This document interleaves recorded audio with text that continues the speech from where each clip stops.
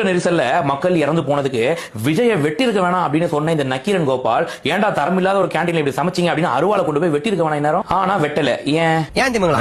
எப்படி அதான் நானும் யோசிக்கிறேன். ஆனா எதுவும் வரமாட்டேன். பிரபல போதைப் பொருள் வியாபாரி நம்ம ஜாஃபர் சாதிக்கோட ஃப்ரெண்ட் அமீர் இருக்காரு இல்லையா, அவர் இப்ப எங்க போனாரு? கரூர் துயரத்தை கேட்டு கண் கலங்கின நம்ம ரஜினிகாந்த் இப்ப ஏன் கண் கலங்கல இந்த விஷயத்தை கேட்டு?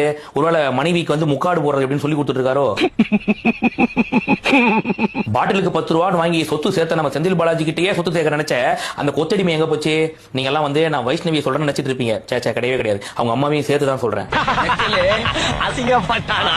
இதுல இன்னொரு அதிர்ச்சியான விஷயம் அது என்னன்னாக்கா, விஜய்க்கு எதிராக விஜய் அவதூறு கிளப்பி வீடியோ போட்டா 1 லட்சம் ஒரு வீடியோக்கு. உண்மையா என்ன? டேய் சொல்லுங்கடா, வேணா நானே ஆள் அனுப்பி விடுறேன். பல பேர் இங்க அவதூறு கிளப்பி சுத்திட்டு இருக்காங்க. அவங்க எல்லாம் சேர்த்து கூட சேர்த்துக்காங்க வேணா.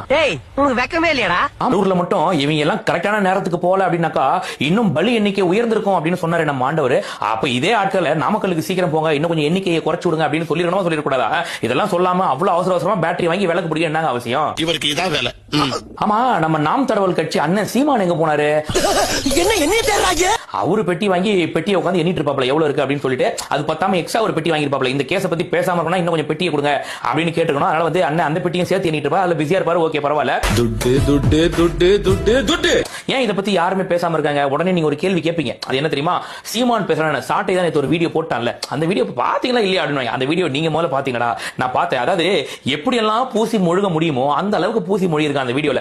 அதாவது கிட்டத்தட்ட 14 நிமிஷம் 25 செகண்ட் டைம் உட்பட சொல்றேன் பாரு. அந்த அளவுக்கு ஃபுல்லா உட்காந்து கடைசியில சாட்டை எடுத்து நாட்டை திருத்துன்ற வரைக்கும் மொத்தமா உட்காந்து பார்த்து ஏதாவது பேசுவான்னு சொல்லிட்டு அவன் வந்து பாத்தீங்கன்னா சொன்னது எல்லாமே, அதாவது அந்த அதிகாரிகள் ஏன் ஆய்வுக்கு போகல அப்படின்னு கேட்கறானே தவிர, ஏன்டா இங்க நிர்வாகம் சரியில்லை, இது யார் நடத்துறது, இந்த காலேஜ் யாரோட காலேஜ், அதெல்லாம் எதுவுமே கிடையாது. அதிகாரிகள் ஏன் அப்பப்போ ஆய்வுக்கு போக மாட்டாங்கன்னு சிம்பிளா பேச அப்ப கட்டி பண்ணி முடிச்சான். வேற என்ன வேலை உங்களுக்கு? ஒரு கல்லூரியினுடைய உணவு கூடத்தை சுத்தப்படுத்தாம, அதுக்கான சான்றிதழ் ஒழுங்கா வழங்காம, அது முறையான இருக்கா இல்லையான்னு கவனிக்காம வேற என்ன வேலை இருக்கு உங்களுக்கு?